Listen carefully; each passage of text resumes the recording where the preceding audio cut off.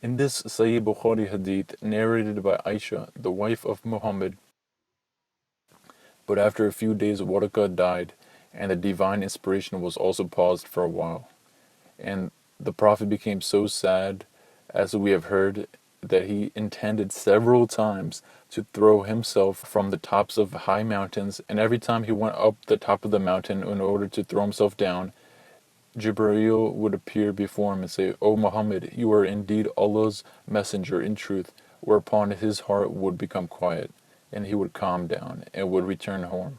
And whenever the period of the coming of the inspiration used to become long, he would do as before.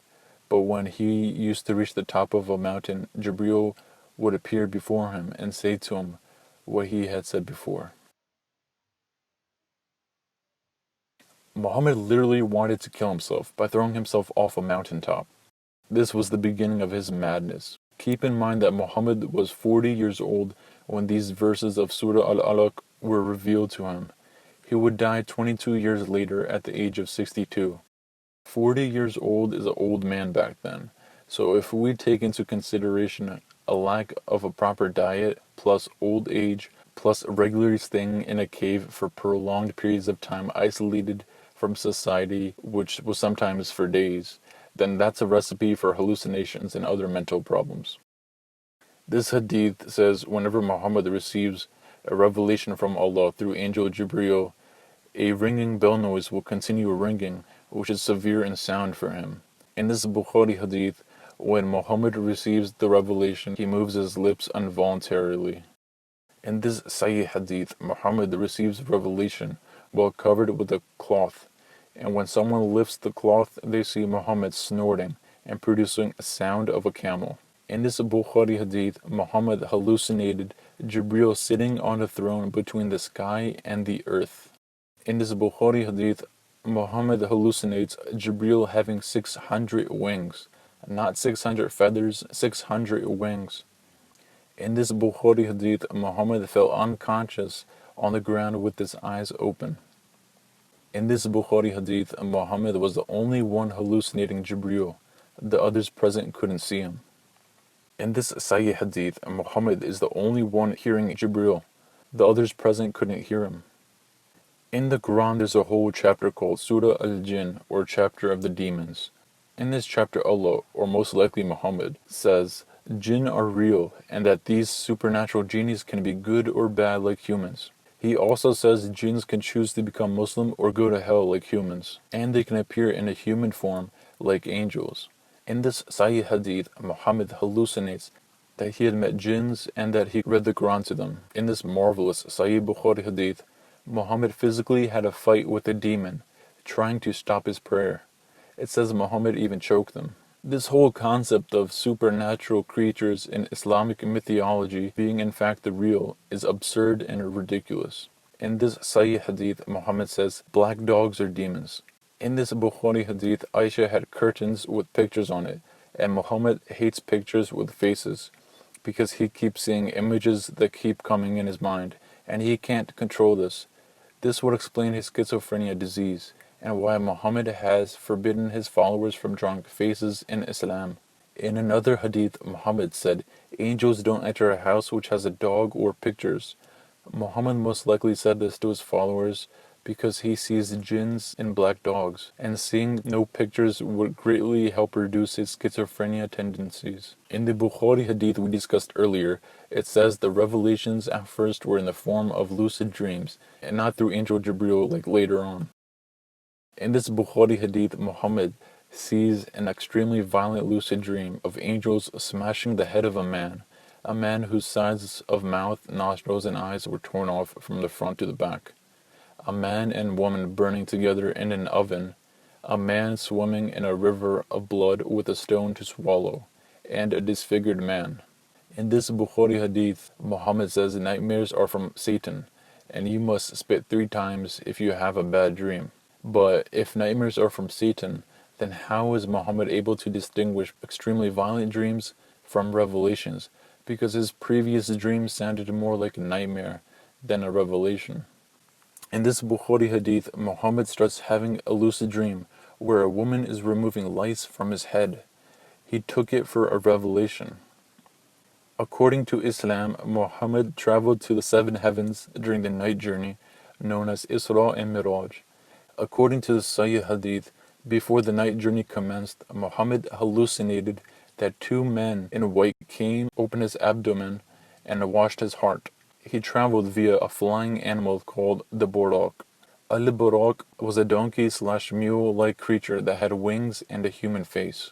According to the Quran and Hadith, Muhammad flew from the city of Mecca to the city of Jerusalem, to the seven heavens to meet the previous prophets and then Allah. This is where Allah instructed Muhammad to tell his followers that they were to offer prayers 50 times a day. Muhammad negotiated with Allah and reduced it from 50 to 5 times a day to pray to Allah. Then the Buraq transported Muhammad back to Mecca. Keep in mind that this all happened in one single night. If this was a spiritual journey or a dream, then what is the miracle in that? You can travel to the moon and back in a dream. A good majority of Muslim scholars these days believe this was a physical journey, not a spiritual one. But in this Bukhari hadith, Muhammad had a lucid dream where he flew to the seven heavens on a flying donkey and met prophets. He really believed it to be a reality, not a dream. In this Bukhari hadith, Muhammad had a lucid dream where he saw the gate of Gog and Magog, Yaju and Maju, have been pierced. He took it seriously as a revelation and a true event. In this Bukhari hadith, Aisha said magic was worked on Allah's messenger so that he used to think he had sexual relations with his wives while he actually had not.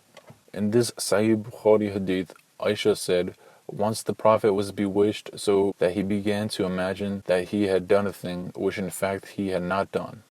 Muslims believe this hadith shows Prophet Muhammad was cursed with a black magic, but in reality hallucinations are one of the symptoms for schizophrenia. And why would Allah, the most merciful, curse his most important last and final prophet with black magic? That makes no sense. Apparently the so-called authentic and trustworthy hadiths are reporting Muhammad's sustained illusions and hallucinations as if they were factual. It is established that Muhammad's illusions are narrated as facts in these hadiths. This also raises doubts in the regard to the Quran. What if some or all of the alleged visitations of the angel Jibreel and the revelations that were brought down by him were creations of an unstable mind and have really been an illusion instead of a fact?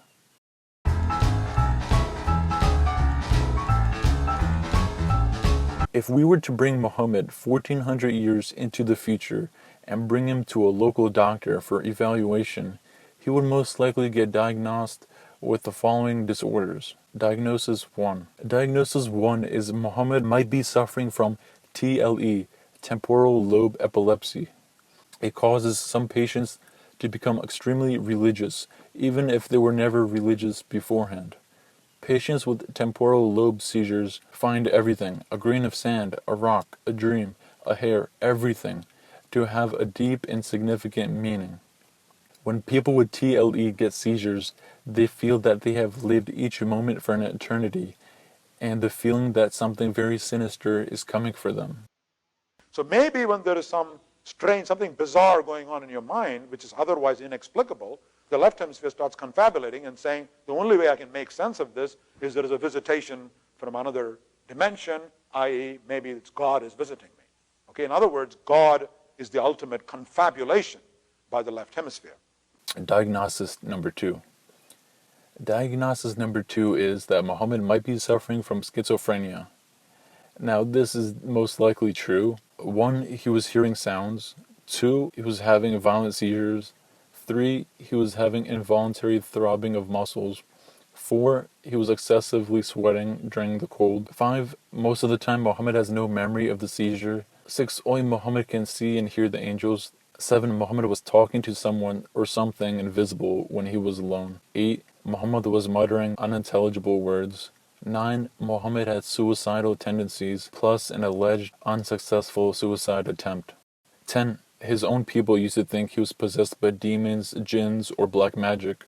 Diagnosis number 3. Diagnosis number 3 is Muhammad was most likely suffering from schizotypal personality disorder. Now, this is what I personally believe Muhammad was suffering from. Schizotypal personality disorder fits Muhammad to a T. People with schizotypal personality disorder sometimes do develop schizophrenia, so schizophrenia is actually a symptom of this mental disorder.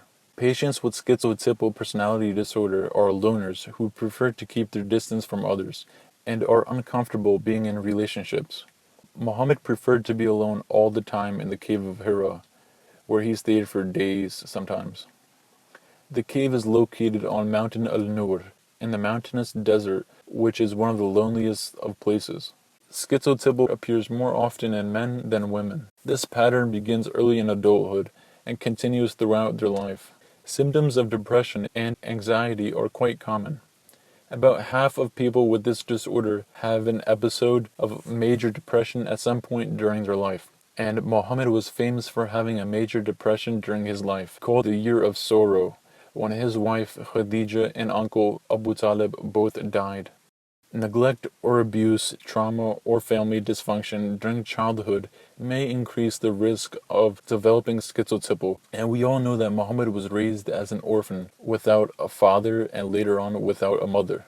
The core symptoms of schizotypal personality disorder are feelings that external events have an unusual personal meaning, unusual thinking, beliefs, perceptions, or behavior, odd speech, suspicious or paranoid ideas, bland or strange emotional responses, a lack of close friends outside the family, excessive persistent social anxiety.